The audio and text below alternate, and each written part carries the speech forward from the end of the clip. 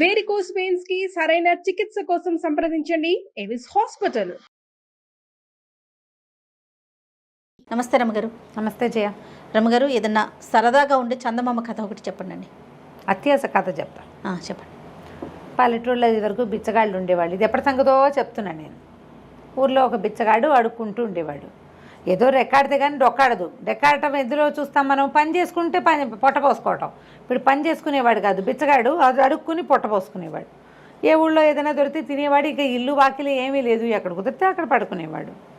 సరే ఏమైంది, ఒక ఊళ్ళో ఏదో అడుక్కున్నాడు, తిన్నాడు. తిరిగి వస్తూ ఉంటే ఆ పూట పెద్దగా ఏమీ దొరకలేదు ఆహారం. సాయంత్రానికి ఏమీ లేదు. దాని నుంచి ఇంకో ఊరు వెళ్ళాలి. ఆ ఊళ్ళో తిరిగేశాడు, ఇంకా ఆ ఊళ్ళో ఉండకూడదు, అట్లా తిరిగేవాడు అనమాట. ఆ రెండో ఊరికి అడవి వైపుకి ప్రయాణం చేస్తుంటే ఒక ముసలాయన కనిపించాడు. ఎక్కడికి ఏమిటని మాట్లాడుకున్నారు.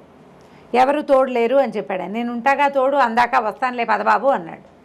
ఆ ముసలాయన అన్నాడు, ఏమిట్రా నువ్వు ఇంత వీక్గా కనపడుతున్నావు, అంటే బలహీనంగా కనపడుతున్నావు, ఆహారం లేదా, ఇందా ఈ శనగ్గింజ తీసుకో అని ఒక్క శనగ్గింజ వీడి చేతిలో పెట్టాడు. బాగుంది. వీడన్నాడు, శనగ్గింజతో పొట్ట నిండుతుందా, కడుపు నిండుతుందా, కాలు నిండుతుందా బాబయ్య అన్నాడు. ఏదైనా నిండొచ్చురా, ఏదైనా నిండుతుంది, జాగ్రత్త పెట్టుకో నా మాట విని అన్నాడు. అనేసరికి వీడేం చేశాడు, ఏదో ముసలాడు అంత శ్రద్ధగా ఒక్క గింజ చేతిలో పెడితే పచ్చటిది, అదేంటి నల్ల శనగింజ కంటే మన కాబూలి శనగలు ఉంటాయి కదా, పెద్ద గింజ అనమాట. ఆ గింజని దట్టిలో దోపుకున్నాడు. దోపుకుని ఊరు దాటాడు, అడవి దాటాడు. దాటేసరికల్లా కొంచెం చీకటి పడి 7 గంటల వేళ ఇంకో పల్లెటూరులోకి చేరాడు. ఓ వాకిట్లో ఒక ఆయన ఎవరో అరుగు మీద కూర్చొని పదాలు పాడుకుంటున్నాడు. ఈ కనపడ్డాడు. ఎవరు ఏమిటి అని కేకేశాడు. అడుక్కునేవాడిని బాబయ్య అన్నాడు. అనేసరికల్లా ఏ ఊర్రా అని అడిగాడు ఆయన. అదేదో ఊరండి అన్నాడు. పాపం మన ఊరువాడు కాదు, ఈ ఊళ్ళో వాడికి తిండి తిప్పలు ఎట్లా కానీ, దారా ఏమైనా తిందు కానీ అని కేకేశాడు. కేకేసి అన్నం పెట్టించాడు. బాగుంది. పెట్టించేవాళ్ళమ్మ అప్పట్లో, పాత రోజుల్లో. నాకు కూడా తెలుసు నా చిన్నప్పుడు. అవునా రమగారు? పడుకునేవాళ్ళు అట్లా. ఇక చిలకడ దుంపలు అవి అమ్మటానికి వచ్చిన వాళ్ళకు కూడా అన్నం పెట్టేసేవాళ్ళు. టకుటమారాలు ఇవేవో చాటలు చేయటానికి దానికి వచ్చేవాళ్ళు. ఎవరో ఒకళ్ళు, 2కి 3కి కూడా, లేదా వాళ్ళ అమ్మ అన్నం వండుకుంటాం, కూర ఏంటంటే 3కి 4కి కూర, అంత ఆవకాయ, ఇంత మజ్జిగ పోసేవాళ్ళు. మా ఇంట్లో నుంచి కూడా బాగా వెళ్ళేవి చేయ. అట్లా తినేసి వెళ్ళిపోతారు. ఇంకా తినేసి ఇక పడుకుంటారు, తెల్లారేకి వెళ్తారు. రాత్రి పడుకోవటం కూడా, పడుకోవటం వాకిళ్ళల్లో. అదే వాకిళ్ళలో నేను పడుకోవటమే. కానీ ఇప్పుడు అసలు పడుకోవటం 3 రోజులు మన ఊళ్ళో అందరిది పౌడర్ డబ్బాని చాట తయారు చేసేవాళ్ళు వాళ్ళు. తెలుసా నీకు? నీకు అసలు తెలీదు. ఈ పౌడర్ టిన్నులు, తర్వాత ఏమో ఈ కిరసనాయిల డబ్బాలు, వాటిని చాటలుగాను జల్లెళ్ళుగాను చేయటానికి కమ్మరం పనిచేసి కొంచెం కాల్చి చేయటం, తర్వాత సాగొట్టి సుత్తితో కొట్టి చేయటానికి చాలామంది వచ్చేవాళ్ళు. వస్తే వాళ్ళకి ఏముంది, అన్నం వండుకునే వాళ్ళ బియ్యం కూడా వీళ్ళే ఇచ్చేవాళ్ళు. ఇలా వాళ్ళే ఎవరో ఒకళ్ళు. అదేలేండి. ఎవరింట్లో ఎక్కువ పని ఉంటే వాళ్ళు ఇచ్చేవాళ్ళు. ఊళ్ళో వాళ్ళందరూ వచ్చి అక్కడ చేయించుకునేవాళ్ళు. కత్తులు సానాలు చేయటానికి కూడా మనుషులు వచ్చేవాళ్ళు. ఇట్లా వీళ్ళు పని చేసుకునేవాళ్ళు. బిచ్చగాళ్ళకు కూడా అట్లాగే అన్నం పెట్టేవాళ్ళు. వీళ్ళు పని చేసుకుని 10 రూపాయలు సంపాదించుకుని వెళ్ళేవాళ్ళు. అన్నానికి ఇక్కడ ఉన్న ఊళ్ళో ఉన్న వాళ్ళ మీదే ఆసరా పడేవాళ్ళు.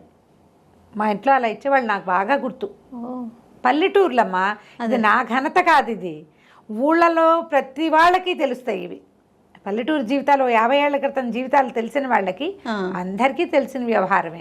ఇలా ఎవరైనా బాబయ్య రాత్రిపూట అన్నం దొరకలేదంటే ఎవరో ఒకళ్ళు ఏముంది రేపొద్దుటికి ఉంచుకున్న అన్నం పడేసేవాళ్ళు, ఈ పూటకి అన్నం పెట్టేసేవాళ్ళు. అన్నం తింటే ఆ బయట ఎక్కడో గావంచా పరుచుకుని పడుకునేవాళ్ళు. పడుకోరా అన్నారు. అనేసరికల్లా సరే వాళ్ళ అరుగు మీద పడుకున్నాడు. పడుకునేటప్పుడు ఏం చేశాడు, ఈ నడుముకు ఒక దట్టి లాంటి తలక ఒకటి ఉంది కదా, అది మడత పెట్టింది. అయితే వాళ్ళు చాప ఇచ్చారు, చింకి చాప కింద ఆ తలగుడ్డ కింద శనగ్గింజని పెట్టు పడుకున్నాడు. ఏమనుకున్నాడు, ఈ శనగ్గింజ ఏదో మహత్యం ఉంది దీనికి, లేకపోతే ఎవరైనా మనకి అడిగితే అన్నం పెడతారు, పిలిచి అన్నం పెట్టేవాళ్ళు ఉన్నారా? దారా తిందుగానని పిలిచాడు, కూర మజ్జిగ వేసి అన్నం పెట్టారు, నిన్నటిదో మొన్నటిదో ఒక స్వీట్ ముక్క కూడా వేశారు. హాయిగా ఎక్కడ చెట్టు కింద పడుకోకుండా అరుగు మీద పురుగు పుట్రా లేకుండా హాయిగా పడుకొని ఇచ్చారు. మహామహత్తు కలిగింది ఆ శనగ్గింజ. గుర్తించాడు అని అనుకున్నాడు. ఇంతలో ఏమైంది, తెల్లవారేసరికల్లా ఇంకా ఇళ్లలో వాళ్ళు తిరగల, కోళ్ళు తిరుగుతాయి. తెల్లారేసరికల్లా కోళ్ళు తిరగటం మొదలు పెడతాయి. పొద్దున్నే అవతల ఆవిడ ఇంటి ఆవిడ లేచి పెరటి తలుపు తీసి ఉంటుంది. ఇంకా వీధి వాకిళ్ళవి తీల. ఈ గొడ్లకు పాలు తీయటాలు కోడిబుట్ట తీయటాలు అవి చేస్తారు కదా, బుట్ట ఓపెన్ చేస్తే అవి తిరుగుతుంటాయి.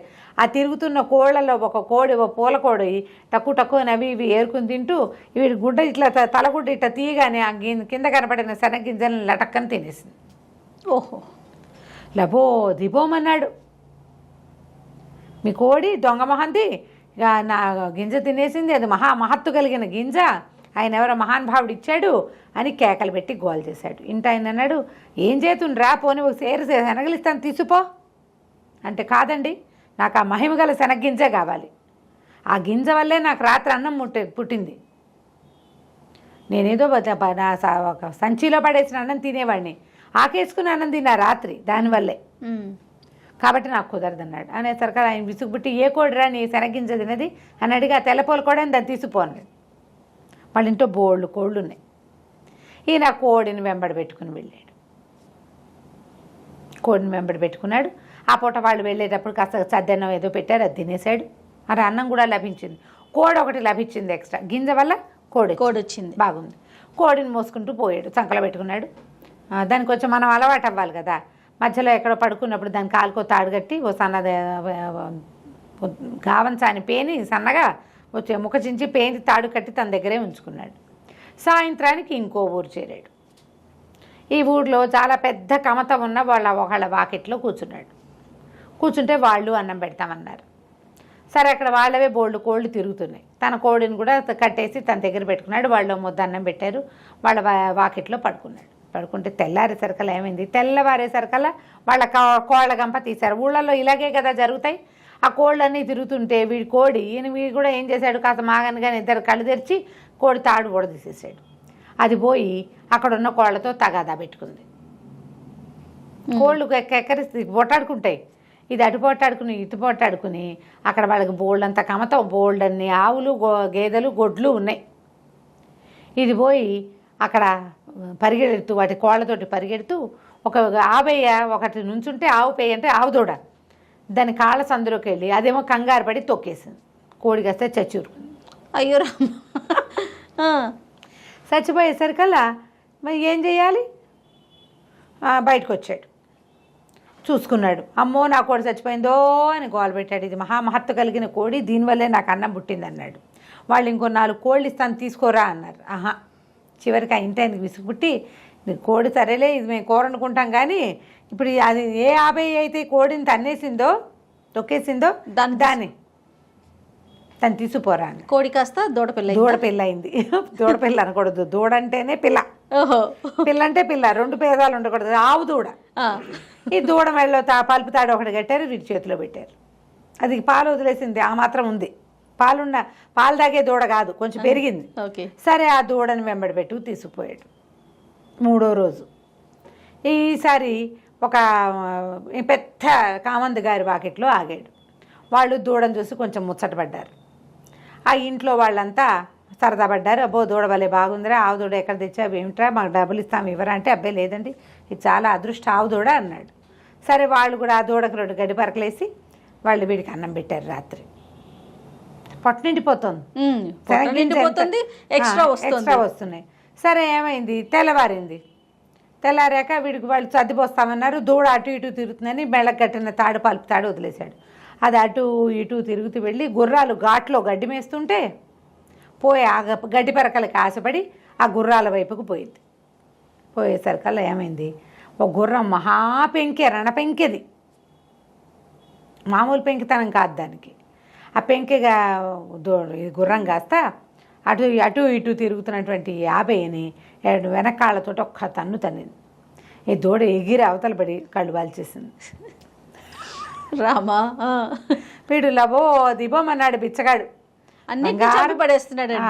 బంగారం అంటే 50 ఇటు అయిపోయింది, మేమేం చేతును అంటే, వాడు ఇంకో 50 ఇస్తాను రా, పోనీ ఇక్కడే ఉండు, నువ్వు పని చేసుకుందు కానీ అంటే, పనికి నేను చేయనండి, నాకు వచ్చినాయి ఇవన్నీను, హాయిగా అన్నం వస్తుంది అనేసరికాలు వాళ్ళకి విసుగుబుట్టి, ఈ మకురు గుర్రం ఇది ఎలాగో మాట వెందు చావదు, గుర్రాన్ని తీసుకుంటావురా అన్నారు. ఇంతుండే ఆవుదూడు ఎక్కడ, అంత ఎత్తుంటే గుర్రం ఎక్కడ, గుర్రాన్ని ఎక్కడైనా అమ్ముకుంటే డబ్బులు వస్తాయి. సరే, ఇది బాగానే ఉందని మరి గుర్రాన్ని తీసుకెళ్తానండి అన్నాడు. గుర్రాన్ని తీసుకుని నడిపించుకుని తీసుకెళ్తా మొదలుపెట్టాడు. ప్రతి వాళ్ళకి వీడి గుర్రం నచ్చుతుంది. ఎంత బాగుందో. సరే ఈసారి ఏమైంది, ఒక సత్రానికి వెళ్ళాడు. అయితే వాళ్ళు ఏం చేశారు, వీడికి ₹1 కూడా ఇచ్చారు. గుర్రం ఇచ్చి రూపాయి ఇచ్చారా? ₹1 ఇచ్చారు ఊరికే. ఆ పూట అయితే ఆ రోజు ముందు రోజు అక్కడక్కడ అడుక్కున్న డబ్బులు కూడా ఉన్నాయి, వాడి దగ్గర డబ్బులు ఉన్నాయి కాస్త. ఓ సత్రం దగ్గర ఆగాడు. మరి ఇప్పుడు గుర్రానికి మాలిషు దాణా గీణా కావాలి. ఎవరి వాకిట్లోనే ఆగితే దానికి తిండి వాళ్ళేం పెడతారు? సత్రంలో అయితే తనకు అన్నం పెట్టి తన దగ్గర డబ్బులు ఉన్నాయి కదా, దానికి ఏదో దాణా పెడతారు అనుకున్నాడు. సరే ఏమైంది, ఈ గుర్రాన్ని ఓ పక్కన కట్టేశాడు, లోపలికి వెళ్ళాడు. సత్రం వాళ్ళు చూస్తే ఏమైంది, ఆ సత్రం యజమానికి ఒక పిల్ల ఉంది. వీడికి ఏమొచ్చింది బుద్ధి, ఇప్పటిదాకా వాటంతటా అవి జరిగినాయి. ఏదో ఒకటి చేసి ఈ సత్రం యజమాని మాయ చేస్తే వీళ్ళకు ఒక పిల్ల ఉంది, పిల్ల నుంచి పెళ్లి చేసి తన సత్రంలో ఉంచుకుంటారనుకున్నాడు. ఇప్పటిదాకా కాకతాళీయంగా జరిగినాయి. వీడికి ఆశ పుట్టేసింది. ఇప్పుడు ఆశ పుట్టి ఎలాగైనా ఈ గుర్రాన్ని ఏదో ఒకటి చేసైనా మీ వల్లే అయ్యిందని అనాలనిపించేసింది. అనిపించేసరి ఏం చేశాడు, మా గుర్రానికి దాణా భోజనం పెట్టండి, అవి పెట్టండి, ఇవి పెట్టండి అన్నాడు. ఇతనికి ఒక కూతురు ఉంది కదా, ఈ పిల్ల కొంచెం యాక్టివ్ పిల్ల. అదేం చేసింది, ఓ చెరుగడ తీసుకెళ్ళి ఆ గుర్రానికి అందించింది. ఇది ఒక గట్టు మీద నిలబడే చెరుగడ అందించేసరికల్లా అదేదో ఇట్లా పొరపాటున దాని గొంతులో గుచ్చుకున్నట్టు అయింది. గుర్రం కాస్త మెడవాల్చేసింది. అది ఆరోగ్యకరమైన గుర్రం కాదు. ఇక వీడు అరిచరిచి కేకలు పెట్టి పోట్లాడాడు. ఇక మామూలుగా పోట్లాడ. సత్రం యజమాని కాదు, అతను గుమస్తా. ఆ సత్రం నడుపుతాడు, జీతం రాళ్ళకే పనిచేస్తాడు. ఏం చేస్తారు వాళ్ళు, గుర్రం ఇంకోటి కావాలంటే ఎక్కడి నుంచి ఇస్తారు, నాకు ఇంకో గుర్రం కావాలన్నాడు. గుర్రం మేము ఇవ్వలేం బాబు, ఏదైనా ఇంకోటి చెప్పండి, ఏదైనా ఇంకోటి చెప్పండి అంటే, అయితే ఓ పని చేయి, నీ పిల్ల ఉంది కదా, నీ పిల్లవలే గుర్రం చచ్చింది కాబట్టి పిల్లనిచ్చి పెళ్లి చేయి మాకు అనేసరికల్లా వాళ్ళు అన్నారు, అట్ట ఎట్ట కుదురుతండి, మీకు వాళ్ళు ఎవరో గుర్రాన్ని తాడొచ్చి ఊడ తెచ్చి మీ చేతిలో పెడితే అది మీ వెనకాల నడిచి వచ్చింది, పిల్ల కదా, పిల్లని అడుగుతాం, మా పిల్ల ఒప్పుకుంటుందో ఒప్పుకోదు, సత్రం గుమస్తా అయితే ఒప్పుకోవాలి, పిల్లని అడగాల్సిందేనన్నాడు. సరే వాళ్ళ అమ్మంది, అడిగేదేమిటి పిల్లని, అదే ఒప్పుకుంటుంది, ఏం పర్వాలేదులేండి నేను ఒప్పిస్తాగా అంది. అన్నాక ఏమైంది, సరే ఇద్దరు ఏదో మాట్లాడుకున్నారు. మర్నాడు పొద్దున చెప్పింది, అల్లుడు గారు మీ అంత మహానుభావులు ఇంకెవరూ లేరు, మీ గుర్రాన్ని బదులు మా పిల్లని ఒప్పుకున్నారు, మా పిల్ల మాత్రం రాకాశం ఉండ కానీ అది ఒప్పుకోవటం లేదు, ఓ పని చేద్దాం, దాన్ని ఏం చేస్తానంటే సంచిలో వేసి మూట కట్టేస్తా, పిల్లని మోసుకెళ్ళిపోండి మీరు ఎక్కడో చోటికి, ఎక్కడికైనా తీసుకెళ్తే ఇక చచ్చినట్టు మీతో పాటే ఉంటుంది, అది రాకాసి పిల్ల విందు మాట. ఇప్పుడు ఇక్కడైతే విందు, మీ దగ్గరికి వచ్చేసాక వెనకేం చేస్తుంది, మరి బత్త ఒక గోను సంచి వేసి మూట కట్టేస్తానండి, మూట మోసుకెళ్ళండి అని. బాగానే ఉంది, మూట మోసుకుంది. పిల్లని ఇస్తామంటే ఏమిటి, రేపొద్దున వాళ్ళ పిల్లని వాళ్ళు చూడరు, ముందు పెళ్ళి అయిపోవాలి. సరే పెళ్ళి అయిపోతే చాలు అనుకున్నాడు. వాళ్ళు ఏం చేశారు, ఆ పిల్లని ఒక మూటలో కుక్కి దాన్ని మూతి కట్టేసి, పెళ్లి చేశాక పెళ్లి చేయలే మరి పెళ్లి చేయడానికి పెళ్లి కాదు నేను కూర్చొని అంటోంది, డైరెక్ట్ గా మూట కట్టేశారు. కట్టేసి అప్పచెప్పారు. ఆ మూటను మోసుకురాలేక చచ్చాడు వీడు. ఆ లోపల ఉన్న వాళ్ళు ఎగిరి గంతులేస్తుంటే ఎట్ట తీసుకొస్తాడు, అదే కదా, ఎటా గొటా తీసుకొచ్చి ఒక అడవిలోకి చేరాడు. ఆ పిల్లని మూత సంచి ఊడదీసి నేనే నీ పతిని అందామనుకున్నాడు. మూట ఊడదీసేసరికల్లా ఆ మూటలోంచి పెద్ద కుక్కోటి బయటకు వచ్చింది. వాళ్ళు వీడిని వదిలించుకోవడానికి ఏం చేశారు, తమ వాకిట్లో ఉన్న ఒక ఊర కుక్కని అందులోకి సంచిలోకి వేసి కుట్టేసి ఇచ్చేశారు. మంచి పని చేశారు. అయితే పిల్ల కావాలి వాడికి. అది కాస్త ఆ పొద్దున్న నుంచి వీడితో మోయబడి ఉందేమో, తిక్క పుట్టిపోయింది సంచిలో. అది ఒక్క అమాంతం వీడి మీదకి లంఘించి ముక్కు కొరికేసింది. ఇంకేం చేస్తాడు, పారిపోయింది బండి, ముక్కు కొరికేసి. ముక్కు నెత్తురు గారుకుంటూ ఉంది. ఇక అన్నం ఎక్కడిది సున్నం ఎక్కడిది అడవిలో. ఆ కొవ్వుడు సగం చిరిగిపోయిన ముక్కుకి ఎట్టగొట్ట పట్టీలు కట్టుకుని మళ్ళీ ముష్టడుకోవటం మొదలుపెట్టాడు. అడ్జస్ట్ కదా, ఆశపడకుండా ఒక చోట ఆగుంటే అంత ఇలా అయ్యేది కాదు. ఈ గుర్రాన్ని పిల్లకి మారి చేద్దాం అనుకున్నాడు, అక్కడ చెడిందనమాట. అన్ని చోట్ల అందరూ అవకాశం ఇచ్చారు, ఉండరా నాయన ఇక్కడ బతుకు అంటే ఒప్పుకోలేదు. అలాగే అత్యాశ పడతారు ప్రజలు. అవునండి, ఆగరు, ఒక చోట ఆగరు, ఇంకా ఏదో వస్తుంది అనుకుంటారు, ఇంకా ఏదో వస్తుంది అనుకుంటే ఇగో ఇలా అసలుకే మోసం, ముక్కు ఊడిపోతుంది అనమాట. అది కంచికి మనం ఇంటికి. భలే సరదాగా ఉంది రమ్మగారు.